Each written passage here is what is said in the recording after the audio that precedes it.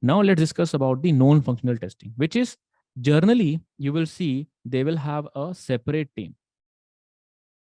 Non-functional testing is generally they will have a separate team, right? Where the here it is all about the expectation. Just remember this thing, it is all about the expectation.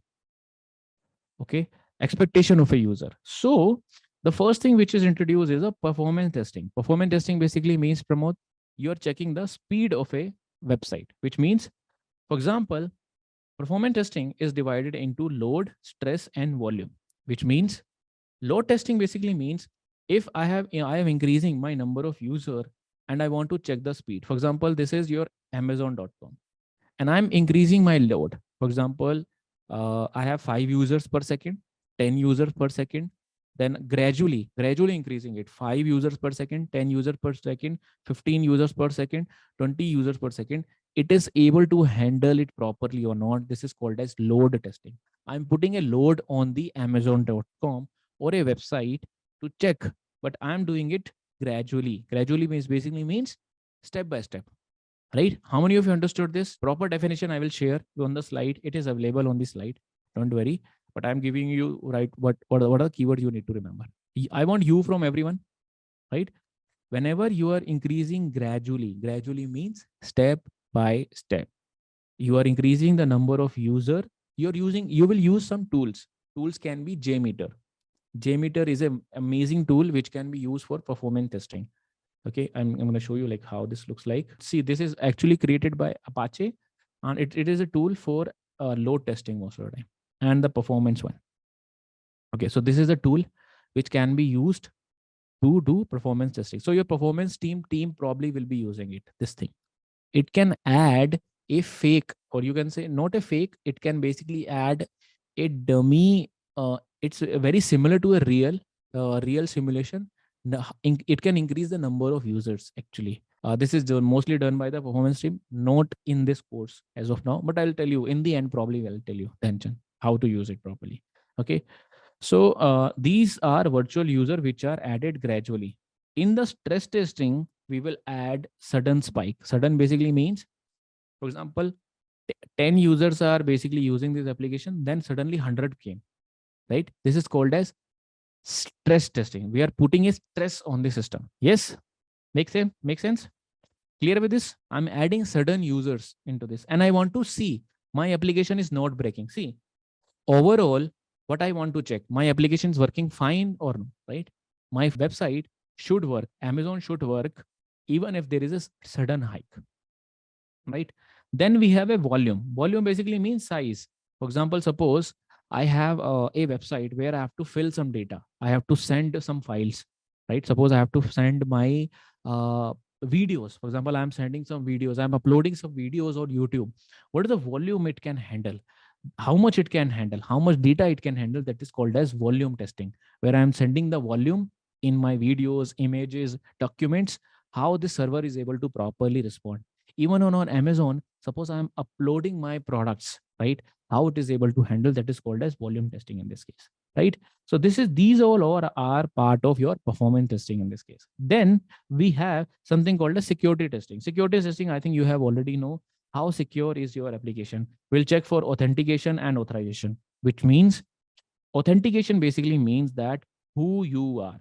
Whenever who you are basically means what is your username and password, who you are right now. Authorization basically means what are the permissions that you have.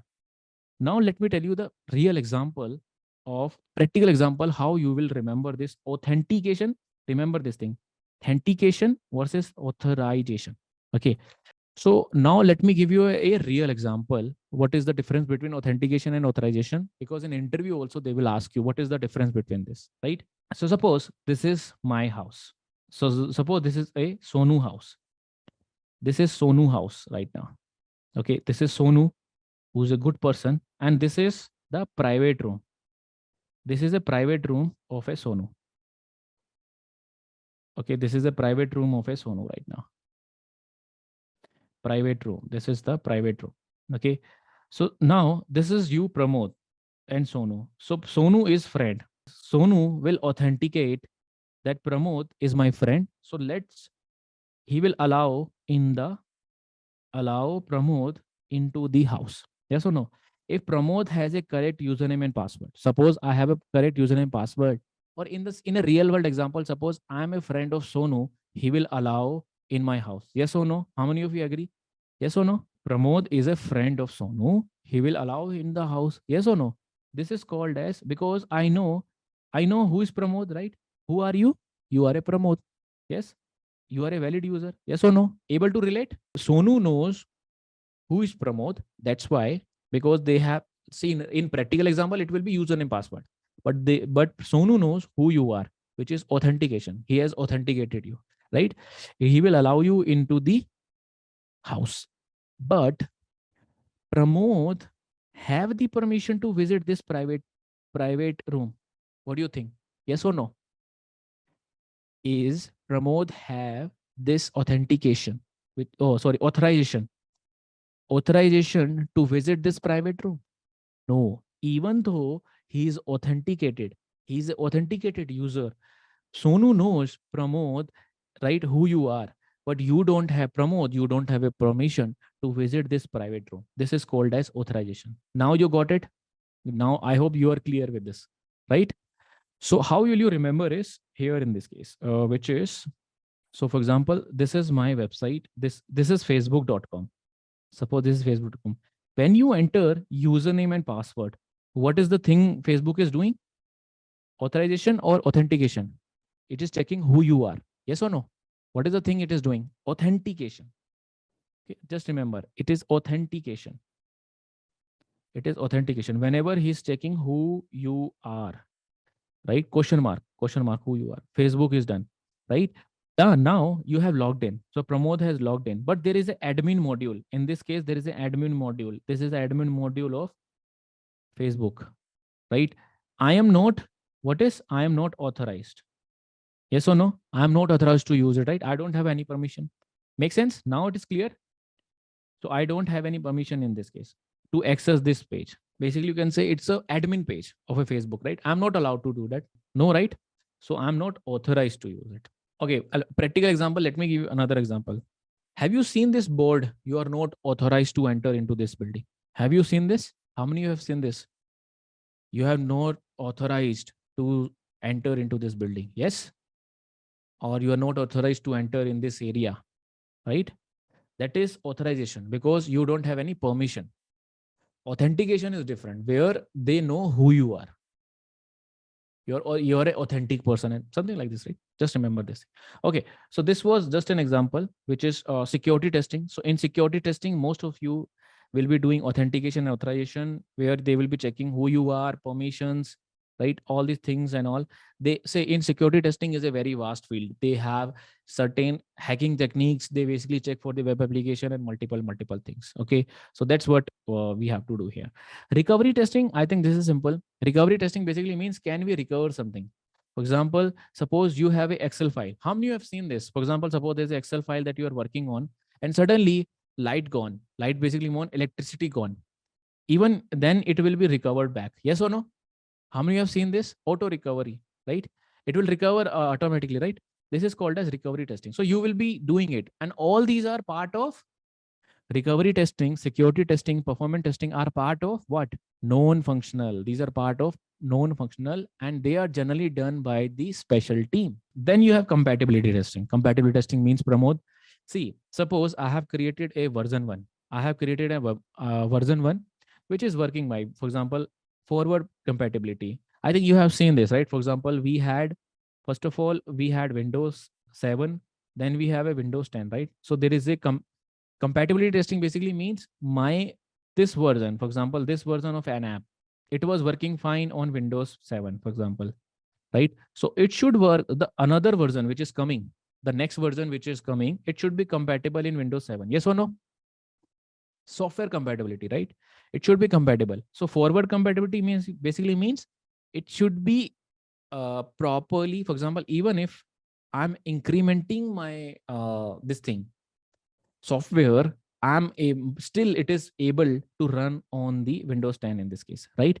Backward basically means, for example, suppose I have upgraded myself. For example, my Windows 10 I have upgraded. right? And now you're saying I have a new version of a my software. For example, this is my software, Zapper, Snapper is my software, right? For example, version 1.2. It should be backward compatible also. Backward compatible basically means it should run on my older Windows 7 also. Yes or no? It should be supported, right? See, if your software is not backward compatible, then lots of user will have difficulty to use. So that's what the backward compatibility means. And there is another one which is called as hardware compatibility, which basically means configuration, which means, for example, you are playing a GTA game. How many of you know what is GTA? Grand Theft Auto? Yes, it's a very amazing game that I also play. So you need to check in your hardware compatibility that you are checking, right? For example, suppose you are doing non-functional testing and you are checking the configuration and hardware compatibility, right? Most of the time you will not be doing it because you are a part of a functional team. But even though suppose you are doing it, this GTA game should work on the 8 GB RAM, right? This is the minimum requirement they have. Yes, if you're testing this, this is called as hardware compatibility. Got it? For example, suppose I'm running a game on a 2 GB mobile Android system. Can I run it?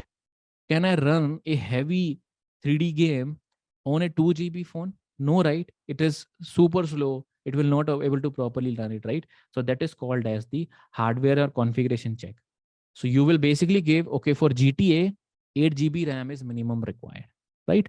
For example, if you want to use PowerPoint, at least you should have right now 4 GB RAM, right? For example, PUBG is there, right? Yeah, PUBG guys.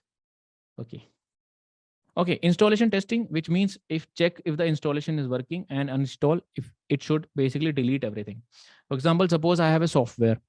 I am just checking it should install on Windows 10, Windows 7, and other things, right? It should install. After uninstalling, it should delete all the files. Yes or no? Now understood? Simple. Installation testing is basically installing and uninstalling. Yes, clear?